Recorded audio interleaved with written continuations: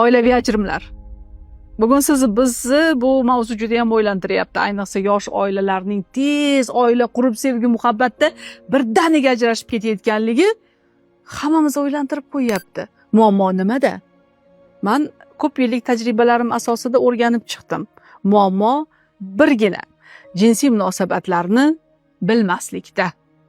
Kasalliklar, muammolar, kelishmovchiliklar, nizolarning hammasini sababi jinsiy munosabatni to'g'ri tashkil eta olmaganligimizda.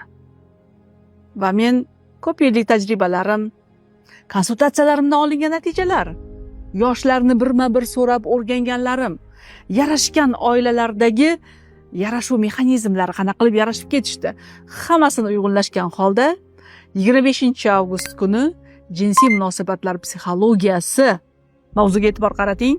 Men ilgari bu mavzuni o'tmaganman, lekin yakka tartibda har doim ishlayman. Jinsiy munosabatlar psixologiyasi mavzusidagi kursimni boshlayapman. Kommentariyaga shunchaki plus qoldirsangiz kifoya.